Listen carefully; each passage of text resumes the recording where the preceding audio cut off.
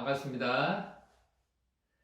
주위 분들과 함께 인사 나누겠습니다. 옆에 분들에게 손을 뻗어서 사랑합니다. 축복합니다.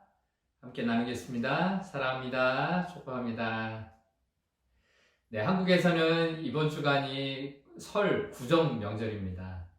새해가 시작되고 벌써 한 달이 지나갔지만 새로운 마음으로 다시 한번 인사 나누겠습니다. 새해 복 많이 받으세요. 네, 새해 복 많이 받으세요. 새해 복 많이 받으십시오. 사랑하는 가족들과 함께 맛있는 음식도 드시고 설 명절 즐겁게 잘 보내셨으면 좋겠습니다.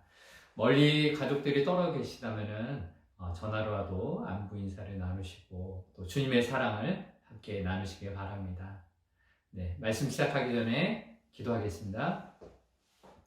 오늘도 살아계신 하나님 아버지, 우리를 자녀 삼으셔서 아버지의 품에 안으시고 사랑을 베풀어 주시니 감사합니다.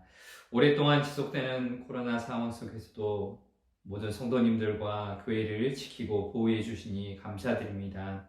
이 시간 예배의 자리를 사모하여 나온 모든 심령에게 성령 하나님께서 각 사람에게 필요한 말씀을 허락하시고 오늘 살아갈 새 힘을 허락해 주시옵소서. 우리에게 두려움 없는 믿음을 주시고 우리의 마음을 굳건하게 하여 주시옵소서. 말씀을 통해 선포되는 예수 그리스도의 이름의 능력으로 말미암아 우리의 몸과 영혼이 치유되고 회복되게 도와주시옵소서. 이 시간에도 살아계시고 역사하실 예수님의 이름으로 간절히 기도합니다. 아멘. 네, 여러분 지금 살고 계시는 뉴질랜드 만족하면서 살고 계신가요? 오염되지 않은 깨끗한 자연 환경 속에서 세계의 많은 사람들이 뉴질랜드에서 살고 싶어하는 나라로 꼽기도 하는데 말씀을 오늘 함께 나눌 말씀이 나라에 대한 말씀입니다. 어느 누구나 우리가 살고 싶어하는 곳이 있잖아요. 하나님 나라는 어떻습니까? 여러분 하나님 나라에 대해서 생각해 보시고 그곳에서 살고 싶어하는 그런 마음도 혹시 있으실까요? 하나님 나라라는 것은 성경 전체의 중심 주제이기도 합니다. 잃어버린 하나님 나라, 그리고 예수 그리스도를 통해서 다시 회복하는 나라, 그런 것이 성경에 나와 있습니다. 이 땅에 성육신하신 예수님의 복음 그 자체가 하나님 나라가 이미 임했다라는 기쁜 소식이고요. 예수님께서 공생애를 시작하실 때 첫 번째로 선포하셨던 말씀이 회개하고 복음을 믿으라. 하나님 나라가 가까웠기 때문에 회개하고 복음을 믿으라 라는 것이었습니다. 예수님의 또한 모든 설교와 또 가르침이 하나님 나라에 관련된 것들이 참 많이 있습니다. 씨 뿌리는 비유, 포도원 품꾼의 비유, 밭에 감추인 보화 비유, 탕자 비유 등 예수님께서 드신 많은 비유의 대부분들이 하나님 나라에 관한 것이었습니다. 그리고 하나님 나라에서 사는 사람들의 특징인 산상수훈과 그 가운데 핵심인 이 주기도문도 하나님 나라에 관한 것입니다. 예수님의 삶과 죽음 그리고 사역과 모든 메시지 또한 하나님 나라에 초점이 맞춰져 있다라는 것입니다. 그래서 우리는 예수님이 하나님 나라를 위해서 이 세상에 오셨다라고 말해도 과언이 아닙니다. 그러니 예수님을 구주로 믿고 사는 우리 성도들의 최대 감실자, 또 우리가 가장 먼저 구해야 될 것은 이 하나님 나라이지 않을까요? 이쯤에서 지난 설교 때 함께 나누었던 것을 생각해 보고 싶습니다. 지난 설교 때 예수님께서 가르쳐 주신 이 주기도문의 첫 번째 청원인 이름이 거룩히 여김을 받으시오며 라는 것을 나누었습니다. 이 기도의 의미가 무엇인지 기억나십니까? 하나님의 이름을 거룩히 여겨달라는 이 기도는 첫 번째로 거룩하신 하나님께서 친히 당신의 영광을 드러내 주십시오 라고 간청하는 것이고, 두 번째로는 하나님께서 이 이름의 거룩히 여김을 받으시는데 우리의 삶을 통해서 하나님의 이름이 영광이 돌릴 수 있도록 우리의 삶을 통해서 역사해 주옵소서라고 간구하는 기도의 내용이었습니다. 계속해서 이 주기도문을 하시면서 이런 의미들을 떠올리면서 계속 기도하셨으면 좋겠습니다. 지난 설교에서도 말씀드렸다시피 거룩하신 하나님께서는 예수님을 구주로 모시고 사는 우리 성도들을 거룩하게 구별하셨고 우리의 아버지가 되어 주셨습니다. 그렇다면 예수님을 모시고 사는 우리들의 삶의 자리는 어떠해야 할까요? 더 직접적으로 말하면은 예수님께서 우리를 초청하시는 이 하나님의 나라는 과연 어떤 나라일까요? 오늘은 예수님께서 가르쳐 주신 이 두 번째 성화인 나라가 임하시오며 라는 의미가 무엇인지, 또 하나님의 나라의 백성인 우리가 이 기도를 드릴 때 기억해야 할 것이 무엇인지 나누고자 합니다. 데이비드 팀스라는 교수님은 주기된 대로 살기라는 그의 책에서 이렇게 기록을 합니다. 당신의 나라가 임하시옵소서라고 하는데 이 기도를 뒤집어보면은 내 나라가 끝나게 하옵소서라는 의미입니다. 즉 우리가 고집하고 있는 우리 자신의 나라를 내려놓을 때 하나님의 왕국이 임한다라는 것입니다. 즉 나의 이기적인 욕심과 나의 성취, 생각, 모든 경쟁들을 다 내려놓고 우리의 마음이 하나님이 통치하시는 그 곳으로 방향을 돌려야 한다라는 말입니다. 즉 나의 왕국이 끝나야 하나님의 나라가 임한다라는 말입니다. 하나님의 나라가 내 안에 임하시면 하나님의 통치가 내 안에서 시작된다라는 것입니다. 그래서 이 기도의 핵심은 내 삶의 주권, 내 인생의 주인은 내가 아니고 또 그리고 이 세상의 그 무엇도 그 누구도 아닌 오직 하나님이 나의 주인이십니다 라는 고백으로 드리는 기도입니다. 그래서 이 하나님의 나라가 우리의 마음과 우리 사회, 이 세상 가운데 임하기를 소원하는 기도입니다. 그래서 이 나라라는 것은 우리가 살아가는 국가의 개념이 아니라 하나님의 나라를 이야기합니다. 저희 집에 큰딸을 보니까 초등학교 5학년 때에 사회교과서에 나라에 대한 이야기가 나옵니다. 자, 이제 저와 함께 초등학교 5학년 사회 수업 시간을 함께 하겠습니다. 나라를 구성하는 3요소. 그것이 무엇인지 아시나요? 기억이 되시나요? 나라를 구성하는 3요소. 그것은 국민, 주권, 영토입니다. 한번 해보시겠습니까? 국민, 주권, 영토. 자, 예. 그렇습니다. 나라를 구성하는 이 세 가지의 요소 중에 우리가 사는 이 자유민주주의 국가에서는 주권은 누구한테 있을까요? 국가의 주권은 누구에게? 그렇습니다. 국민에게 있죠. 자, 그러면 하나님 나라의 관점에서 하나님 나라에서 주권은 누구에게 있나요? 백성인 성도에게 그 주권이 있을까요? 여기서 헷갈리면 안 됩니다. 하나님 나라에서의 주권은 성도들에게 있는 것이 아니라 우리를 창조하신 하나님께 그 주권이 있다는 것입니다. 예, 이것이 다른 점이죠. 또 한 가지 더, 하나님 나라의 영토는 어디일까요? 하나님이 다스리시는 그 영토는 어디일까요? 하나님이 선택하신 이스라엘 땅, 그곳일까요? 우리가 사는 이 나라일까요? 바로 하나님이 통치하시는 그곳은 이 세상 모든 만물 가운데 하나님의 통치하는 영토가 있습니다. 우리가 생각하는 세상의 영토와는 좀 개념이 다르죠. 유한한 인간의 생각할 수 있는 범주에 제한되지 않으신 분, 즉 온 우주를 만드시고 우주보다 더 크신 분이시기 때문에 하나님은 온 우주를 초월하여 다스리십니다. 따라서 하나님 나라는 우리가 생각하는 우리 있는 물리적인, 지리적인 유한의 개념이 아닙니다. 하나님의 나라는 주권자 되시는 하나님께서 다스리시는 모든 영역입니다. 자, 여기까지 초등학교 사회 수업을 마치겠습니다. 지금까지 잘 따라오셨다면 꽤 수준이 높으시죠. 예. 하나님 나라를 우리가 한자 문화권에서는 하늘나라 또는 천국이라는 단어로 표현합니다. 물리적인 하늘나라의 의미인 하늘천이라는 글자, 또 그리고 지리적인 영토적인 개념인 나라, 국자가 합쳐져서 천국이라는 단어로 표현이 되고 있습니다. 그래서 천국이라고 하면은 장차 우리가 죽어서 가는 그 하늘나라, 어딘가에 있는 그 하늘나라로 우리가 생각하기 쉽습니다. 그런데 이렇게 생각하다 보면은 우리의 피부에 좀 와닿지 않는 면이 있어요. 그런데 하나님 나라는 이 지리적인 영토적인 개념도 아니고 천국은 죽어서만 갈 수 있는 그 먼 미래에서만 경험할 수 있다는 것이 아니라는 것입니다. 성경 한 구절을 같이 한번 찾아보겠습니다. 누가복음 17장 21절의 말씀입니다. 제가 이 성경으로는 신약 163쪽 누가복음 12장 21절의 말씀입니다. 찾으신 분 같이 읽겠습니다.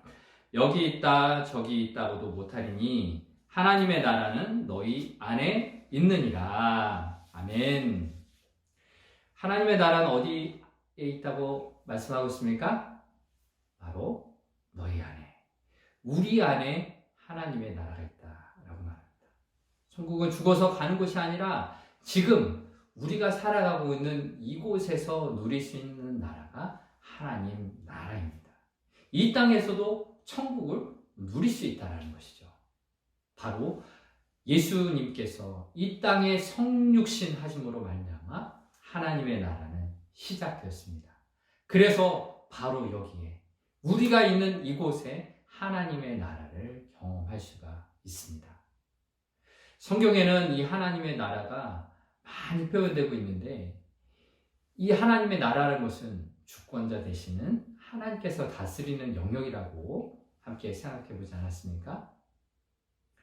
그렇다면은 이 아까 전에 말씀드렸다시피 이 나라를 구성하는 3요소, 국민, 주권, 영토에 대해서 함께 나눴었는데, 하나님께서는 우리가 살아가는 이곳에 하나님 나라를 이루시기 위해서 선택하신 사람이 있습니다. 그것은 바로 하나님을 주인으로 인정하고 믿음으로 고백하는 그 한 사람, 그 한 사람을 하나님께서 찾으시고 선택하십니다. 그래서 태초에 천지를 창조하실 때 하나님은 아담과 하와에게 하나님의 나라인 에덴 동산에서 생육하고 번성하라라는 복을 주셨습니다. 그런데 이 하나님의 나라에 하나님의 주권을 도전하는 사건이 벌어집니다. 무엇입니까? 뱀의 유혹이었습니다. 뱀은 이렇게 말했습니다. 이건 먹어봐. 이 선악과 먹으면은 너 눈이 밝아져서 하나님처럼 될 거야. 뱀의 이 말은 하나님의 통치를 받으면서 하나님 나라에서 하나님을 의지하며 살고 있던 아담과 하와에게 이렇게 들렸을지 모릅니다. 이제 네가 이곳의 주인이 될 수 있어 라는 말로요. 본래 주인인 하나님처럼 자기가 되고 싶어하는, 또 그렇게 권력을 갖고 싶은 이 유혹에 선악과를 따먹은 아담과 하와는 그 죄로 말미암아 하나님의 나라인 에덴 동산에서 쫓겨납니다. 그리고 그 후손들조차 하나님과의 관계가 끊어져 끝내 사망에 이르게 됩니다. 이는 하나님이 인생의 주인임을 부정하고 자신이 주인이 되고자 했던 그 인간이 초래한 결말이었습니다. 이처럼 태초부터 하나님이 이루시고자 했던 이 하나님의 나라는 자기가 주인이 되려고 했던 인간의 불순종으로 말미암아 잃어버린 나라가 되었습니다. 이렇게 잃어버린 하나님의 나라를 하나님께서는 다시 그 한 사람을 찾아서 하나님의 주인으로 인정하고 고백하는 그 한 사람 노아를 찾으셨습니다. 하나님께서는 그 한 사람 노아를 통해서 하나님의 나라를 이루고자 하셨죠. 그런데 또다시 인간은 바벨탑을 만들며 하나님의 권위와 하나님의 주권에 도전했습니다. 그래도 하나님은 이 하나님의 나라를 포기하지 않으시고 하나님은 또 다른 사람 아브라함을 복의 근원으로 삼으시고 그의 자손 이스라엘을 통해서 하나님의 나라를 세우고자 하셨습니다. 그러나 이스라엘은 하나님을 떠났고 이방의 신들을 섬기면서 자신들의 만든 이 우상들을 따르면서 하나님을 따르지 않고 거역했던 것입니다. 이처럼 하나님은 끊임없이 하나님의 그 사람을 통해서 하나님 나라를 회복시키려고 하셨지만 인류는 계속해서 하나님을 부인하고 탕자처럼 하나님을 떠납니다. 그럼에도 불구하고 하나님은 인간을 버리시지 않으시고 그 관계를 끊으시지 않으시고 돌이켜 돌아오기를 기다리시며 하나님 나라를 회복하십니다. 잃어버린 하나님 나라를 회복하기 위한 하나님의 프로젝트는 이제 신약에 이르러서 예수님을 통한 천국 복음, 십자가의 사역을 통해 이루십니다. 아담 그 한 사람의 불순종으로 인해 잃어버린 하나님의 나라가 또 다른 한 사람 예수 그리스도의 순종으로 인해 회복되었습니다. 이에 대해서 로마서 5장 19절은 이렇게 기록하고 있습니다. 말씀 함께 찾아보겠습니다. 신약성경 334쪽 로마서 5장 19절의 말씀입니다. 로마서 5장 19절의 말씀 찾으신 분들은 같이 읽겠습니다. 한 사람이 순종하지 아니함으로 많은 사람이 죄인 된 것 같이 한 사람이 순종하심으로 많은 사람이 의인이 되리라. 아멘. 그렇습니다. 첫사람 아담을 통해 하나님의 나라를 이루고자 하셨지만 무산되었던 하나님의 그 꿈은 그 아들 예수 그리스도를 통해서 이 땅에 실현되었습니다. 이 땅에 오신 예수 그리스도를 통해서 다시 시작된 것이죠. 그래서 예수님의 삶과 또 죽음, 모든 사역이 예수님이 가르치신 그 메시지가 이 하나님 나라에 초점이 맞춰져 있습니다. 그런데 예수님은 이 하나님 나라의 회복을 위해서 어떤 방법을 사용하셨을까요?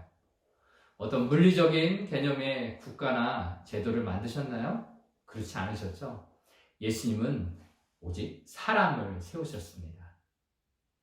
마가복음 5장 15절의 말씀을 한 번 더 찾아서 보겠습니다. 제가 가진 성경으로 신약성경 70쪽입니다. 마가복음 1장 15절의 말씀 찾으신 분 같이 읽겠습니다. 시작.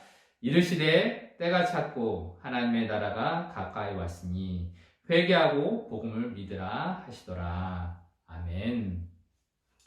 예수님은 때가 찼고 하나님의 나라가 가까이 왔으니 회개하고 복음을 믿으라 라고 선포하십니다.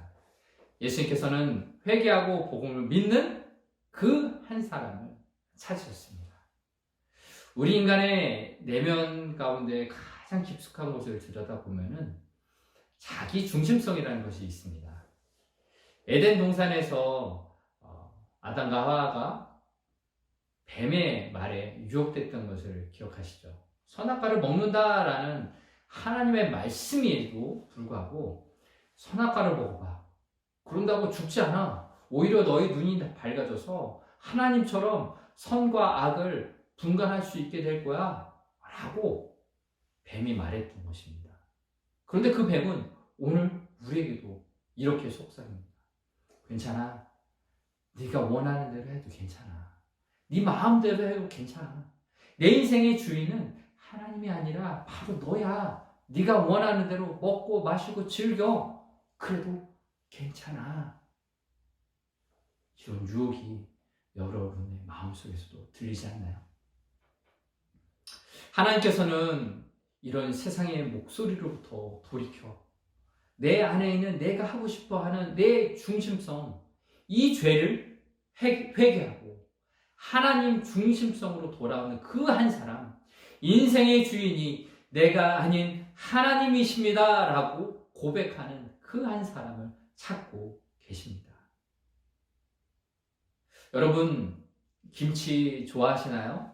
저도 김치를 많이 좋아하는데 이 김치가 되기까지 배추가 5번이나 죽는다라는 이야기를 들어보셨습니까? 이 배추가 땅에서 뽑힐 때 한 번 죽고요.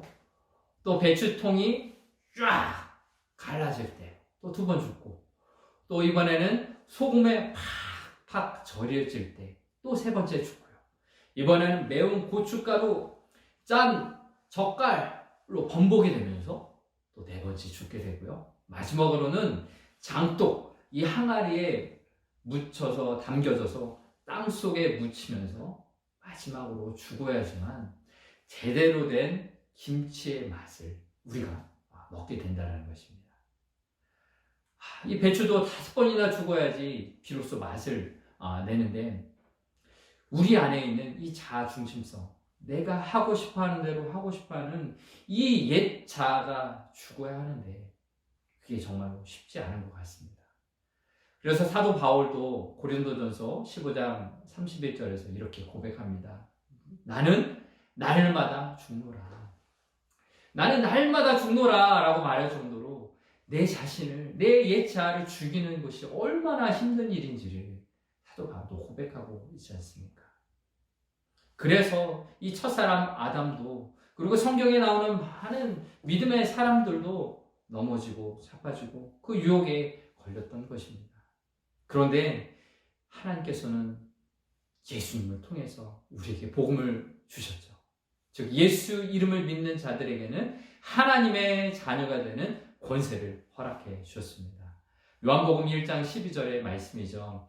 영접하는 자, 곧 그 이름을 믿는 자들에게는 하나님의 자녀가 되는 권세를 주셨으니 아멘. 그렇습니다. 예수님을 영접한다라는 거, 내 마음에 내가 왕이었던 것, 내가 주인이었던 그 나를 내려놓고 그 왕자의 예수님을 모시는 것이죠. 스스로 주인이라고 착각했던 내 인생이 이제는 하나님이 중심이 되는 인생으로 바뀌는 것이 예수님을 영접하는 것입니다. 그리고 이것이 바로 구원이라는 것이죠. 예수님의 이름을 믿음으로써 구원받는 자는 이제 하나님의 자녀가 됩니다. 하나님의 자녀가 되어서 이제 하나님이 나의 아버지가 되는 것이고 하나님 아버지의 사랑과 돌봄을 받는다라는 것이죠. 이것이 바로 하나님의 자녀가 누리는 권세입니다. 여러분, 어린 자녀들이 친구를 집으로 데리고 올 때 친구들에게 뭐라고 하는지 아세요? 우리 집 가자! 라고 말합니다. 여기서 우리 집이라는 것은 내 집이라는 것을 말하죠. 저도 어렸을 때 친구들을 집으로 자주 데리고 왔어요. 시도 때도 없이 친구들을 집으로 데려갔는데, 여기서 시도 때도 없다라는 것은 아무 예고 없이 엄마한테 미리 얘기하지 않고 상의하지 않고 그냥 친구들을 데리고 왔던 거예요. 그리고서는 와서 엄마 배고파요 말하면서 간식을 내놓으라고 당당히 말했던 것입니다. 지금 와서 생각하면 어머니께 참 죄송스럽고 어머니가 많이 바쁘셨겠다라고 생각이 됩니다. 자녀에게 있어서 아버지의 집은 내 집이잖아요. 아버지의 것이 내 것이라는 거예요. 그래서 이것이 바로 아버지와 자녀 사이에서 누리는 권세라는 것이죠. 그래요. 우리가 이와 같이 예수님을 나의 인생의 주인으로 영접함으로써 구원받는 우리들은 하나님의 아버지가 되시고 우리는 자녀로서 하나님의 다스림을 받고 또 하나님 나라에 살아가는 백성이 된다는 것이죠. 이것을 거듭난다라고 말할 수 있는데, 거듭났다라는 것은 주인이 바뀌어서 다시 태어났다라는 의미입니다. 즉 인생의 주인이 나 자신에게서 하나님께로 바뀌었다. 그래서 하나님이 내 인생의 주인이 되시고 나는 다시 태어났습니다. 새로운 피조물이 되었습니다. 라는 말입니다. 그렇습니다. 그래서 진정으로 구원받은 사람은 자신을 흑암의 권세에서 건지신 하나님을 삶의 주인으로, 왕으로 모시게 되는 것입니다. 그리고 삶의 모든 영역에서 하나님의 다스리심, 통치를 받고 그 뜻에 순종하며 살게 됩니다. 그렇다면 이제 하나님의 다스림을 받는 하나님의 백성의 특징은 무엇일까요? 바로 하나님의 백성은 나를 구원하신 하나님을 나의 주인이라고 고백하는 것입니다. 그리고 그 하나님께 순종하면서 살겠습니다 라고 결단하는 것이죠. 그런데 이것은 말로만 하는 순종이 아니라 나의 모든 소유권, 선택권, 그리고 결정권까지 하나님 앞에 내려놓는 것을 말합니다. 우리가 11조 하지 않습니까? 10의 1, 10개 중 하나만 하나님의 것이라고 구별해서 드리는 것이 아니라 하나님의 뜻에 따라서 나의 모든 것, 10의 9조까지도 하나님의 영광을 위해서 사용하는 것입니다. 또 7일 중에, 일주일에 7일 중에 하루만 구별해서 예배 드리는 것이 아니라 나의 모든 삶, 7일 중에 6일까지도 하나님을 예배하는 마음으로 일하고 사랑하며 섬기며 살아가는 것이 바로 하나님의 뜻입니다. 그 하나님의 뜻에 따라 나의 인생이 선택되어지고 결정되기를 바라고 기도하는 사람이 하나님의 백성이고 그 삶입니다. 또한 하나님께서 통치하시는 가운데 살아가는 하나님 나라의 백성들은 이렇게 기도합니다. 하나님, 오직 하나님만이 나를 다스려 주시옵소서. 하나님께서 다스려 주시는 인생이 되고 싶습니다. 라고 기도합니다. 그래서 하나님의 통치를 받는 우리는 함께 생활하는 자녀들이나 배우자, 그리고 모든 사람들에게 나의 생각과 뜻을 강요하지 않습니다. 내가 먼저 나의 욕심과 내 생각들, 이적인 모든 것들을 하나님 앞에 내려놓고 하나님의 뜻이 무엇인지를 듣고 묻고 그 하나님의 뜻대로 살고자 기도하는 것이죠. 그러할 때 내가 먼저 하나님께 다스림을 받을 때 내 사랑하는 자녀들도 내 배우자도 함께하는 사람들도 하나님의 다스림을 받게 되는 것입니다. 그리고 이러한 분들이 모여인 우리 교회 또한 역시 하나님이 주인 되셔서 하나님의 선한 인도하심을 받게 되는 것이죠. 이처럼 하나님 나라의 백성들은 그 나라가 나로부터 시작된다는 것을 믿고 하나님 나를 먼저 다스려 주옵소서라고 기도할 수 있어야 합니다. 그리고 하나님의 백성은 고통의 순간이나 이해되지 않는 그 고난의 이 시간 가운데도 하나님의 통치하심을 믿고 그곳에 하나님의 나라가 임하기를 기도합니다. 독일의 신학자 칼 바르트라는 분이 있습니다. 그분은 히틀러가 유태인을 학살하고 유럽을 불바다로 만드는 그 시대의 현장 가운데 살면서 교의학이라는 책을 저술했습니다. 히틀러는 공의의 하나님이 다스리지 않는 것처럼 마음껏 불의와 죄악을 행했던 사람이죠. 바르트는 그것을 바라보면서 그의 책에서 이렇게 기록하고 있습니다. 예수님이 십자가로 승리하셨다. 십자가로 말미암아 이 세상의 권세 잡은 자는 폐위되고 예수님이 통치하신다. 아무리 이 땅이 현실이 참담할지라도 십자가를 통해 세상이 결정적으로 새로워졌다는 믿음의 눈으로 세상을 바라봐야 한다라고 역설했습니다. 바르트가 이 책을 저술할 당시 상황은 히틀러의 만행이 끊임없이 자행되던 때였습니다. 그런데 이렇게 처참한 이 현실을 바라보면서 이렇게 믿음을 가지고 이렇게 말하는 것이 쉬울까요? 아니 이렇게 비참한 상황 가운데 바르트는 이렇게 고백할 수 있었을까요? 이해가 되십니까? 저는 바르트의 이 글을 읽으면서 믿음이 이런 것이구나 라고 생각했습니다. 어떤 상황 가운데서 또 절망적인 이 비극적인 상황 가운데서도 믿음의 사람들은 하나님의 나라를 열망하면서 십자가의 사랑이 있다는 것을 하나님이 통치하시고 계신다는 것을 이렇게 믿으면서 선포할 수 있구나.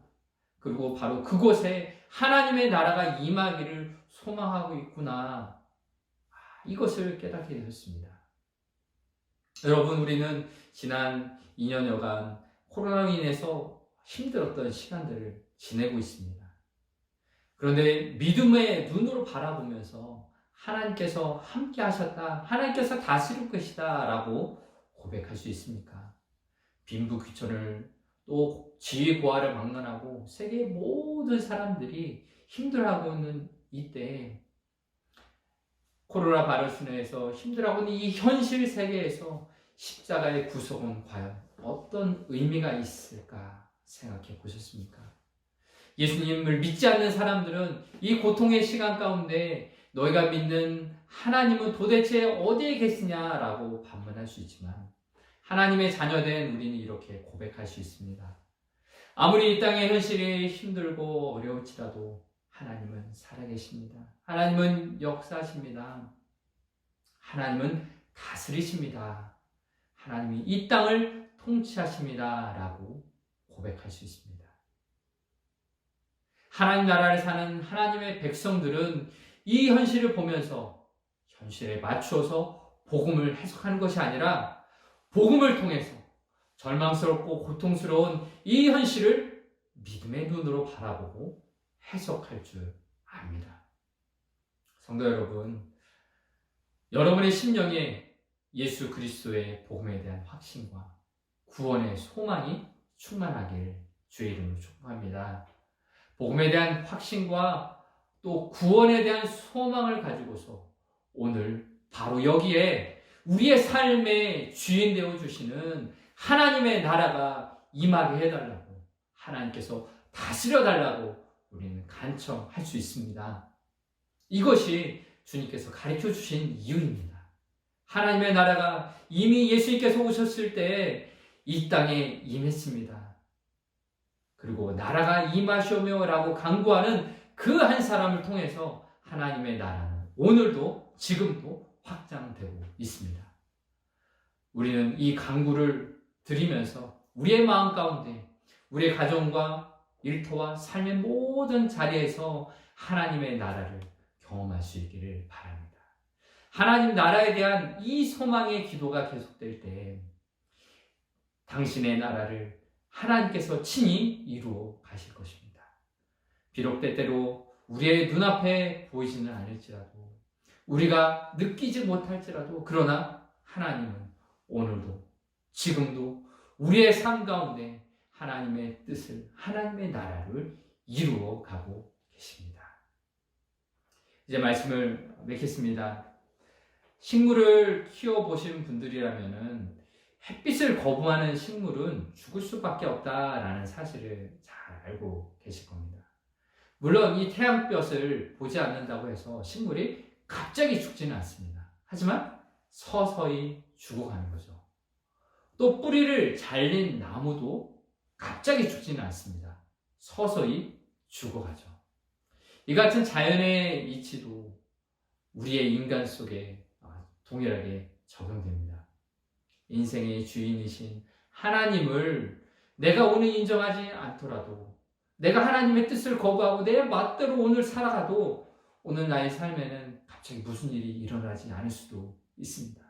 그러나 우리는 서서히 시들어 죽어가는 식물처럼, 서서히 죽어가는 그 나무처럼 우리는 죽음에 이르는 절망에 빠지게 되어 있습니다. 여러분, 여러분의 인생의 주인은 누구십니까? 여러분의 인생의 주권은 누구에게 있습니까? 여러분은 하나님의 나라에서 하나님의 다스림을 받는 하나님의 백성으로 살아가고 있습니까? 사도 바울은 자신의 인생의 주인이신 주님과 살아가는 삶을 이렇게 표현하고 있습니다. 성경 말씀 한 군데 더 찾아보겠습니다. 갈라디아서 2장 20절의 말씀입니다. 제가 가진 성경으로는 신약성경 402쪽에 있습니다. 갈라디아서 2장 20절의 말씀을 같이 읽겠습니다. 내가 그리스도와 함께 십자가에 못 박혔나니 그런즉 이제는 내가 사는 것이 아니요 오직 내 안에 그리스도께서 사시는 것이라. 이제 내가 육체 가운데 사는 것은 나를 사랑하사 나를 위하여 자기 자신을 버리신 하나님의 아들을 믿는 믿음 안에서 사는 것이라. 아멘. 이 사도 바울의 이 고백을 질문으로 만들어 우리에게 함께 질문을 생각해 보면 좋을 것 같습니다. 나는 십자가와 함께 못 박혔는가? 그리스도와 함께 십자가에 못 박혀 죽었는가? 그리고 내 안에 예수님께서 살고 계신가? 라는 질문입니다. 매일매일 이 질문을 되새겼으면 좋겠습니다. 나는 그리스도와 함께 십자가에 못 박혀 죽었는가? 그리고 오늘 내 안에 나의 삶 가운데 그리스도께서 살고 계신가?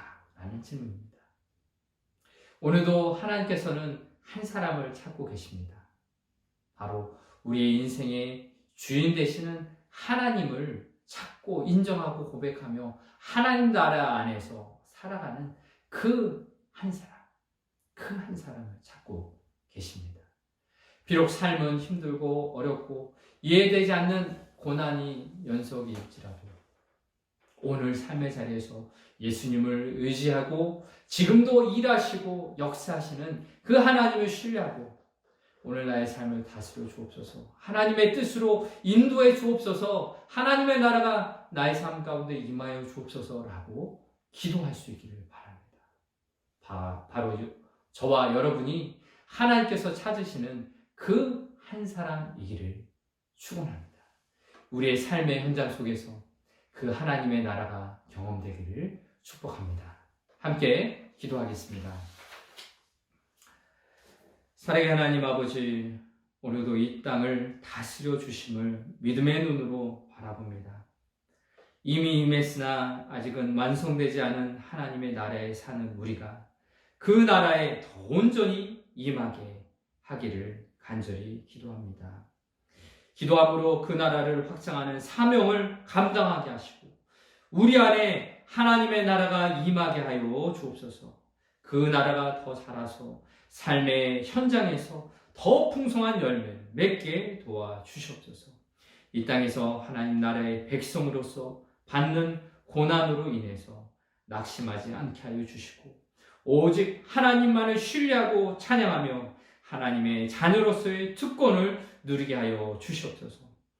이 시간 우리를 사랑하시고 함께 하시는 그 은혜에 감격하여서 감사하여서 정성껏 구별한 예물을 드려오니 하나님 기뻐 받아주시고 하나님 나라의 영광을 위하여 사용하여 주시옵소서.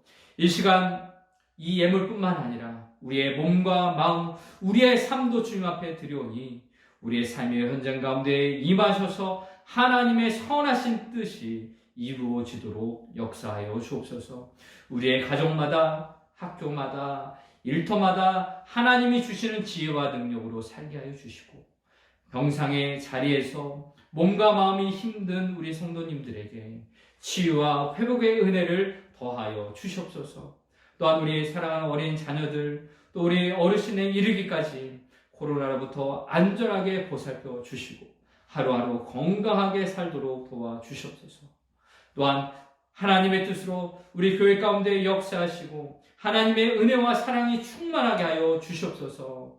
현장에 모일 수 없어서 온라인으로 기도하고 말씀을 나눌 때에도 성령 하나님 충만히 역사하사 우리 가운데 하나님의 나라가 더욱더 임재하게 도와주시옵소서. 우리를 사랑하시는 하나님 앞에 우리의 인생을 맡겨드리며 우리 가운데 역사하시는 예수 그리스도의 이름으로 간절히 기도합니다. 아멘.